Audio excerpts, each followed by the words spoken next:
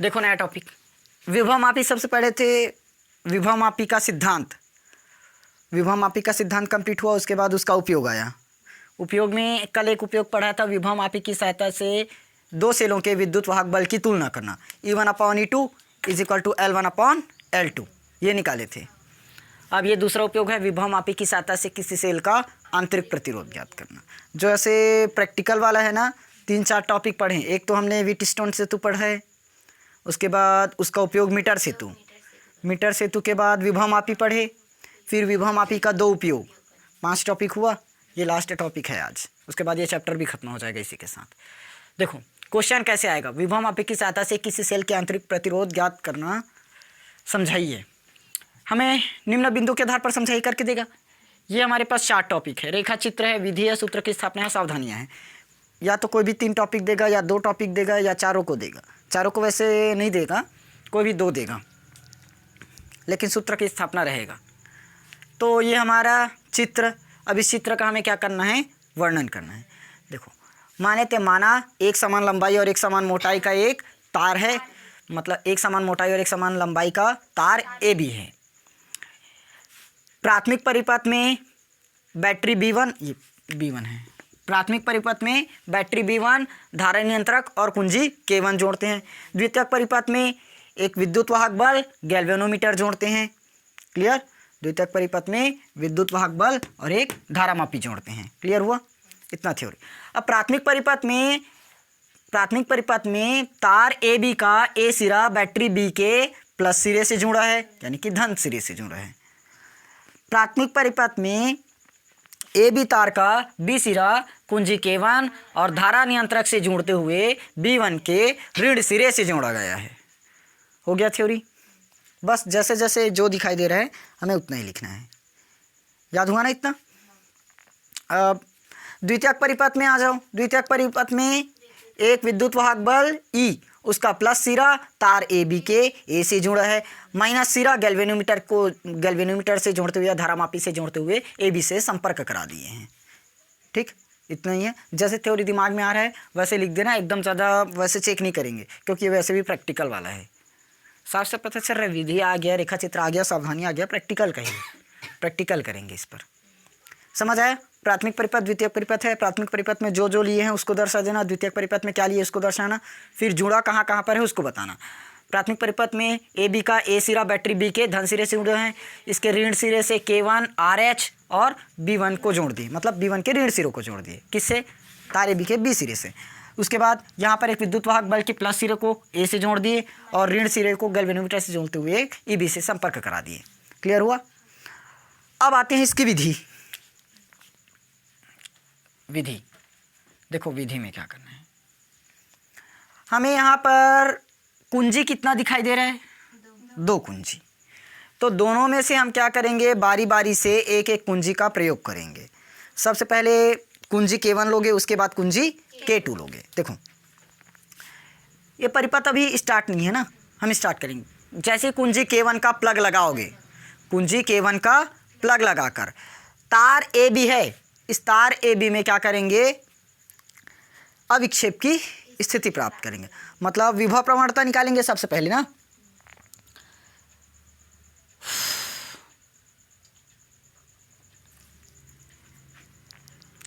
तार क्या बोलो, अच्छा, कुंजी K1 का प्लग लगाकर AB में विभव प्रवणता प्राप्त करते हैं। K2 का प्लग निकालकर विसर्पी कुंजी को, विसर्पी कुंजी इसी को बोलते हैं, विसर्पी कुंजी को इधर उधर खिसकाकर AB में अविक्षेप की स्थिति प्राप्त करेंगे। समझ आया? सबसे पहले हमने क्या किया, परिपथ अभी स्टार्ट नहीं है तो K1 का प्लग लगा दिए। तो K1 का प्लग लगाया तो AB में विभव प्रवणता प्राप्त किए। AB में क्या प्राप्त किए? विभव प्रवणता प्राप्त की। उसके बाद उसी में K2 का प्लग निकालकर AB में अविक्षेप की स्थिति प्राप्त की। किसके द्वारा अविक्षेप की स्थिति प्राप्त करते हैं? K2, मतलब K2 को खोलकर विसर्पी कुंजी को, विसर्पी कुंजी के द्वारा ही करेंगे ना। विसर्पी कुंजी को क्या करेंगे, इधर उधर खिसकाएंगे, कहीं ना कहीं हमें क्या मिलेगा, अविक्षेप की स्थिति मिलेगी। जैसे K2 का प्लग निकाले, अब यही तो विसर्पी कुंजी है, इसको सबसे पहले यहाँ टच करा दिए या यहाँ टच करा दिए, तो कहीं ना कहीं हमें एक जगह क्या मिलेगा, अविक्षेप की स्थिति, मतलब वहाँ पर विक्षेप ही नहीं होगा। मान लो इधर आ गया तो ज़्यादा विक्षेप हो गया, इधर आ गया तो कम विक्षेप हो गया, तो बीच में कहीं ना कहीं तो वो अविक्षेप मिलेगा, मतलब जीरो विक्षेप ही नहीं होगा। तो हमने क्या मान लिया, अविक्षेप की दूरी को, अविक्षेप की दूरी को क्या है, L1 सेंटीमीटर। कहाँ से, ए से। समझ आया? देखो परिपथ में क्या करेंगे, K1 का प्लग लगाकर AB में विभव प्रवणता प्राप्त की, K2 का प्लग खोलकर विसर्पी कुंजी को इधर उधर खिसकाकर धारामापी में अविक्षेप की स्थिति प्राप्त किए। क्लियर हुआ? अविक्षेप की स्थिति प्राप्त की। उसके बाद हमने माना बिंदु ए से शून्य विक्षेप की दूरी L1 सेंटीमीटर है। याद हुआ क्या क्या करना है? सबसे पहले हम क्या कर देंगे, K1 का प्लग लगा देंगे, उसमें विभव प्रवणता प्राप्त करेंगे, K2 का प्लग खोल देंगे, तो इस तार को इधर उधर खिसकाकर अविक्षेप बिंदु प्राप्त करेंगे। क्लियर हुआ? ये पहला पॉइंट था। सबसे पहले हमने क्या किया, K1 का प्लग लगाए ना, और K2 का प्लग निकाले। देखो K1 का प्लग लगाए, तो K1 का प्लग लगाने से क्या हुआ था, विभव प्रवणता प्राप्त की थी। K से दर्शाते हैं क्या, विभव प्रवणता प्राप्त की। K2 का प्लग निकाल कर क्या किए, अविक्षेप की स्थिति प्राप्त की। इधर उधर घुमाए, कहीं ना कहीं हमें क्या मिला, अविक्षेप की स्थिति प्राप्त हुआ। ये पहला पॉइंट। दूसरा पॉइंट क्या हो, जैसे प्रैक्टिकल लैब में जाओगे ना, ऐसे ही करोगे, वहाँ पर हमें ये दे देगा, ये तो है ना, यंत्र है, मशीन, तो ये देगा, वहाँ पर बोलेगा प्रैक्टिकल करो, तो वैसे ही करना जैसे जैसे यहाँ विधि बताया गया है। समझ आया? अब दूसरे में क्या करेंगे, अभी क्या किए थे हमने, K1 का प्लग लगाया था, अब क्या करोगे, K2 का प्लग लगाओगे, और K2 का प्लग निकाले थे। अब देखो अभी कौन से परिपथ में किए थे, प्राथमिक परिपथ। K1 कहाँ पर है, प्राथमिक परिपथ। कौन से कुंजी को हमने लगाया था, K1 का कुंजी लगाए थे, वो कहाँ पर था, प्राथमिक परिपथ। तो अभी प्राथमिक परिपथ में किए हैं, अब द्वितीयक परिपथ में करना है। द्वितीयक परिपथ में क्या दिख रहा है, कुंजी कौन सा है, K2। तो कुंजी K2 का हम क्या करेंगे, प्लग लगाएंगे, कुंजी K2 का प्लग लगाएंगे। और यहाँ पर एक चीज़ और दिख रहा है, रेजिस्टेंस बॉक्स।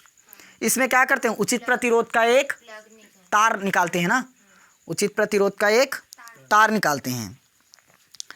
तो विसर्पी कुंजी को फिर से क्या करेंगे, इधर उधर घुमाएंगे और अविक्षेप की स्थिति प्राप्त करेंगे। समझ आया? देखो K2 का प्लग लगाकर रेजिस्टेंस, यानी कि क्या बोलते हैं इसको हिंदी में, प्रतिरोध बॉक्स में से उचित प्रतिरोध R का प्लग निकालकर धारामापी में क्या करेंगे, अविक्षेप की स्थिति प्राप्त करें। वो अविक्षेप की स्थिति कैसे मिलेगी, हम विसर्पी कुंजी को फिर से क्या करेंगे, इधर उधर खिसकाएंगे, तब फिर से जाकर कहीं ना कहीं मिलेगा। समझ आया? पहले में क्या किए थे, K1 का प्लग लगाए थे, K2 का प्लग निकाले थे, हुआ, तब मिला था। इस बार क्या करेंगे, K2 का प्लग लगा देंगे, लेकिन रेजिस्टेंस बॉक्स में से हम क्या करेंगे, एक उचित प्रतिरोध का तार R निकालते हैं, उचित प्रतिरोध R निकालते हैं, और विसर्पी कुंजी को फिर से AB में इधर उधर खिसकाते हैं और कहीं पर अविक्षेप बिंदु प्राप्त करते हैं। समझ आया? अब इस बार अविक्षेप बिंदु की दूरी को हमने क्या मान लेंगे, L2 सेंटीमीटर, क्योंकि अलग अलग मिला है। क्लियर हुआ? दोनों पॉइंट समझ में आया? सबसे पहले क्या किए थे, K1 का प्लग लगाए थे और AB में विभव प्रवणता प्राप्त किए। उसके बाद K2 का प्लग निकालकर AB में अविक्षेप, मतलब धारामापी में अविक्षेप की स्थिति प्राप्त की। होगा, इधर उधर खिसकाएंगे तब मिल ही जाएगा कहीं ना कहीं। फिर द्वितीयक परिपथ में K2 का प्लग लगा दिए, प्रतिरोध बॉक्स में से कोई उचित प्रतिरोध का R निकालकर विसर्पी कुंजी को इधर उधर खिसकाकर अविक्षेप बिंदु प्राप्त किए। समझ आया? अब अविक्षेप बिंदु की दूरी हम A से क्या मान लिए, L2 सेंटीमीटर। पहले वाले को L1 माने थे, दूसरे वाले को L2 सेंटीमीटर मान लिए। थ्योरी मतलब विधि समझ में आया, दोनों क्या क्या करना है। वैसे विधि लिखने के लिए नहीं आएगा, सिर्फ समझा बस रहा हूँ कि कैसे होता है। समझ में आया ना? अब देखो, अभी हमने क्या किया था, K2 का प्लग लगा दिया था और रेजिस्टेंस बॉक्स में से कोई प्रतिरोध निकाले थे आर। अब हम क्या करेंगे तीसरे में ना, एक मिनट, यहाँ K2 का प्लग लगाए, K2 का प्लग लगाए, R1 से क्या किए, मतलब R निकाले, शॉर्ट में लिख रहा हूँ ना, रेजिस्टेंस बॉक्स में से एक प्रतिरोध R निकाले, उसको यहाँ पर इधर उधर खिसकाया और अविक्षेप की स्थिति प्राप्त की। अब तीसरा में क्या करेंगे, R के मान को क्या करेंगे, बदल देंगे, R के मान को बदल, क्योंकि यहाँ पर हमें अविक्षेप की स्थिति मिल गया कि नहीं मिला, मिल गया। तो अब R के मान को बदल कर L2 का मान हम बारी बारी से ज्ञात करते हैं अलग अलग। समझ आया? क्योंकि हमने द्वितीयक में एक प्रतिरोध निकाला है R से हमने दूरी क्या मान लिया, L2 सेंटीमीटर R के लिए। तो अब R के मान को बदलेंगे तो L2 का मान बदलेगा कि नहीं बदलेगा, बदल जाएगा ना। समझ आया? R के मान को बदल कर L2 का मान ज्ञात करते हैं और लास्ट में क्या करेंगे, सूत्र में मान रख देंगे, सूत्र में मान रख देंगे। सूत्र हमारे पास रहता है, बताऊंगा अभी। समझ आया? कैसे करते हैं प्रैक्टिकल स्कूल में करा देंगे। चलो लिख लोगे ना इसको। सबसे पहले हमने क्या किया, K1 का प्लग लगाया, विभव प्रवणता प्राप्त किया, K2 का प्लग निकालकर धारामापी में अविक्षेप की स्थिति प्राप्त किए। जब K2 को मतलब विसर्पी कुंची को इधर उधर खिसकाएंगे तो अविक्षेप की स्थिति मिल जाएगी, हुआ। फिर K2 का प्लग लगा दिए, रेजिस्टेंस बॉक्स में से कोई R निकाल दिए तार, और इसकी सहायता से इधर उधर खिसकाकर अविक्षेप की स्थिति प्राप्त की। अविक्षेप बिंदु मिला, बिंदु को हमने मान लिया इस बार L2 सेंटीमीटर, इसमें L1 सेंटीमीटर माना। अब तीसरा में क्या करेंगे, R के मान को बदल कर L2 का मान ज्ञात करेंगे और सूत्र में वैल्यू पुट कर देंगे। आया? चलो अब सूत्र का निगमन करते हैं, यही है तीसरा पॉइंट। सूत्र का ये मिटा दूं क्या, वैसे भी इसकी तो जरूरत नहीं है, लिख लेना। ऐसे इसको लिखाते रहा तो पूरा टाइम खींच लेगा।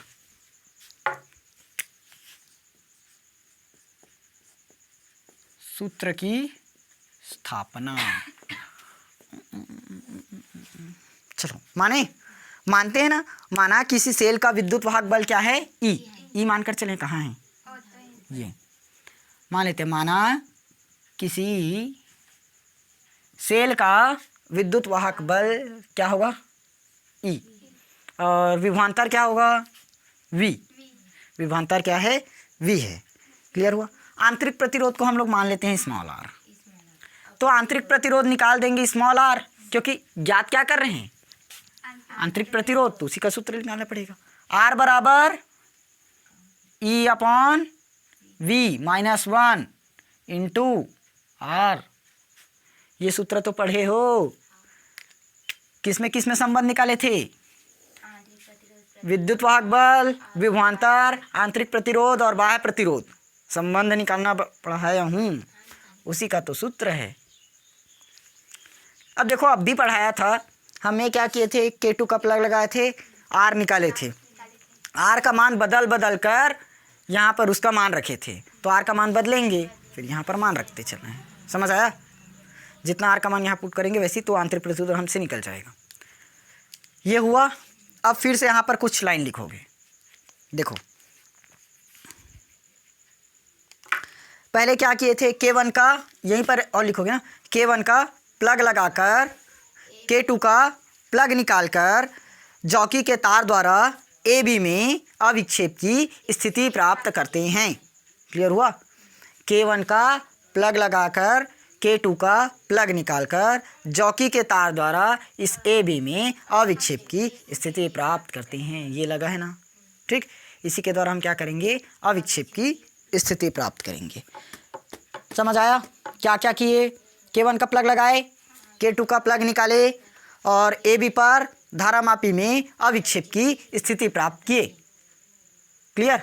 धारामापी जानते हो ना, उसमें लाइनिंग रहता है तो एकदम शून्य आ जाता है ना, तो विक्षेप नहीं हो रहा है, और शून्य से काटा यदि इधर हुआ या उधर हुआ मतलब विक्षेप हो चुका है।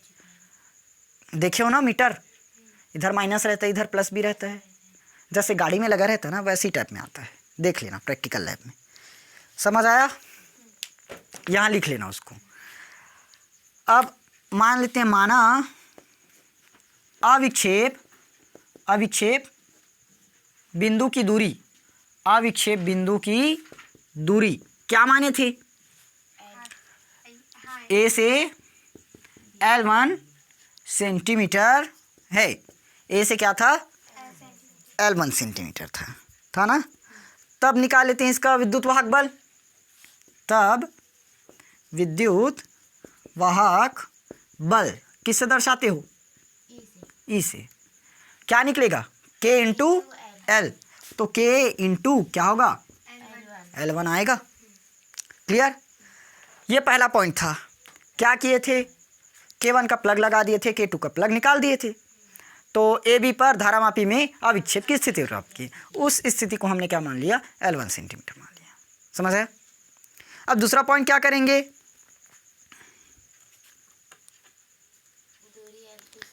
हाँ, दूरी क्या मानेंगे? L2 से। लेकिन प्रयोग को तो लिखोगे ना, क्या की है? K2 का प्लग लगाए हैं। K2 का प्लग लगाकर, पूरा मत लिखना है, इसमें छोटा सा बस लिखना। K2 का प्लग लगाकर जॉकी के तार द्वारा AB में धारामापी पर अविक्षेप की स्थिति प्राप्त करते हैं। समझ आया?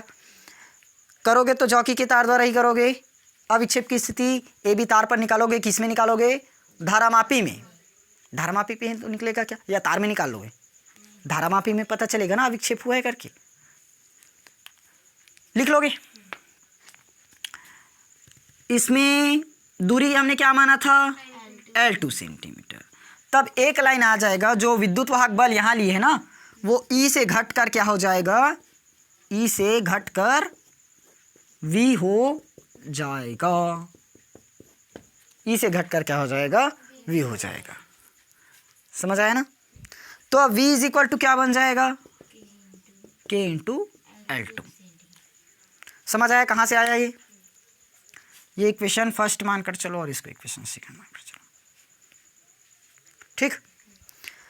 अब समीकरण 1 और 2 तो मान लिए, भाग दे देते हैं सीधा। समीकरण 1 भागित 2 क्या बनेगा? E बटे V, इधर K इंटू L1, पूरे के डिवाइड में K इंटू L2। कुछ कटेगा, कुछ कटेगा, K से K कटा, बचा क्या? E बटे V बटे में L1 बटे L2 आया। निकला E बटे V। अब यदि इक्वेशन फर्स्ट के हिसाब से देखो, यहां बता दूं, आ जाएगा ना? R का R, E बटे V की जगह क्या रखेंगे? L1 बटे L2, L1 बटे L2, माइनस में 1, ब्रैकेट में R। निकल गया सेल का आंतरिक प्रतिरोध। समझ आया? देखो, स्टार्टिंग से समझा रहा हूँ, अब सावधानियाँ लास्ट में पढ़ लेंगे, पहले इतना समझ लो। रेखा चित्र समझ में आया? प्राथमिक परिपथ, द्वितीयक परिपथ लिए, प्राथमिक परिपथ में जो जोड़े हैं उसको बता देना, द्वितीयक परिपथ का बता देना। इसमें ए बी तार का ए सिरा बैटरी बी के प्लस सिरे से जुड़ा है, बी का इन सब से जोड़ते हुए ऋण सिरे से जुड़ा है। इसमें ई लगा दिए और इसका प्लस सिरा ए से जोड़ दिए, खत्म। इतना हमारा रेखा चित्र खत्म। अब आएंगे उसके बाद विधि। क्या किए थे? K1 का प्लग लगा दिए थे, K2 का प्लग निकाले थे, तो AB पर विभव प्रवणता प्राप्त किए थे और धारामापी में क्या निकला था? अविक्षेप की बिंदु प्राप्त किए थे। विसर्पी कुंजी को इधर उधर खिसका कर अविक्षेप की स्थिति मिला। उसके बाद K2 का प्लग लगा दिए थे, धारामापी से रेजिस्टेंस बॉक्स से कोई उचित प्रतिरोध R निकाले थे और R निकालकर विसर्पी कुंजी को इधर उधर खिसकाकर धारामापी में अविक्षेप की स्थिति प्राप्त की। 2 पॉइंट मिला। फिर तीसरा पॉइंट में क्या किए? R का मान बदल कर L2 का मान ज्ञात किए, क्योंकि इसमें हमने दूरी क्या मान लिया था? L1 मान लिया था और इसके लिए दूरी क्या माने थे? L2 माने थे। तो R का मान बदल दिए और L2 का मान ज्ञात किए। ठीक। अब आते हैं सूत्र की स्थापना पर। सूत्र हम लोग जानते हैं, EV R में संबंध ये निकाले हैं और नहीं बताऊँ। K1 का प्लग लगाए थे और AB में जॉकी के तार द्वारा धारामापी पर अविक्षेप की स्थिति प्राप्त किए थे, तो E बराबर K इंटू L1 निकला था। दूरी हमने मान लिया L1, इसलिए L1 आया। उसके बाद K2 का प्लग लगा दिए थे और जॉकी के तार द्वारा AB में धारामापी पर अविक्षेप की स्थिति प्राप्त किए थे, जिससे क्या हुआ था? E घट कर क्या हो गया? V हो गया, तो V is equal to K into L2 निकला। एक को 2 से भाग कर दिए तो L1/L2 आया। E/V की जगह हमने क्या रख दिया, L1/L2 रख दिया। समझ आया कि नहीं आया? आया। अब एक चीज़ लास्ट बचा हुआ हमें, सावधानियाँ। सावधानियाँ ये हो सकता है प्रैक्टिकल में लिखने के लिए दे दे, तो वहाँ पर प्रैक्टिकल में हमें स्कूल में लिखने के लिए देते हैं, समझाते तो हैं नहीं, डायरेक्ट लिख कर लाओ सीधा और पेपर में दिलाओ। चलो सावधानियाँ बताओ तो क्या क्या हो सकता है, कुछ कुछ। देखो सावधानियाँ क्या बनेगी। बैटरी का प्लस सिरा और विद्युत वाहक बल का भी प्लस सिरा ए सिरे, मतलब ए बी तार के ए सिरे से ही जुड़ा रहना चाहिए। डायरेक्ट क्या लिख सकते हो, सभी सेलों का धन ध्रुव ए बी तार के ए सिरे से जुड़ा रहना चाहिए, पहला सावधानी। दूसरा सावधानी क्या होगा, ये तार की जो मोटाई है और लंबाई है एक समान लेना। तार की मोटाई और लंबाई क्या करेंगे, एक समान लेंगे, मतलब व्यास एक समान रहना चाहिए। सिंपल, तार का व्यास एक समान रहना चाहिए। ठीक, ये दूसरा पॉइंट हुआ, 2 पॉइंट हुआ। अब ये जो तार है वो अत्यंत पतला है, तो अधिक समय तक धारा प्रवाहित नहीं कर सकते। अत्यधिक समय तक धारा प्रवाहित करेंगे तो ये जो तार है टूट जाएगा। समझ आया?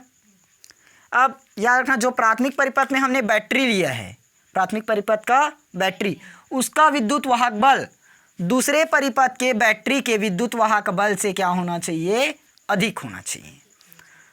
समझ आया? प्राथमिक परिपथ के बैटरी का विद्युत वाहक बल दूसरे परिपथ के बैटरी के विद्युत वाहक बल से अधिक होना चाहिए। 4 अंतर समझा दिया। अब एक भी याद नहीं हुआ होगा। पहला अंतर क्या हुआ, सावधानी पहला, हाँ गलत बात, सभी बैटरियों का प्लस सिरा तार ए बी के प्लस सिरे से ही जुड़ा रहना चाहिए। इसके व्यास को एक समान रखना चाहिए, ज़्यादा समय तक धारा प्रवाहित नहीं करना चाहिए, नहीं तो ये टूट जाएगा। प्राथमिक सेल का विद्युत वाहक बल द्वितीयक सेल के विद्युत वाहक बल से अधिक होना चाहिए। खत्म। इसी के साथ हमारा चैप्टर नंबर 3 भी ख़त्म। अब कल से करेंगे इसका न्यूमेरिकल्स।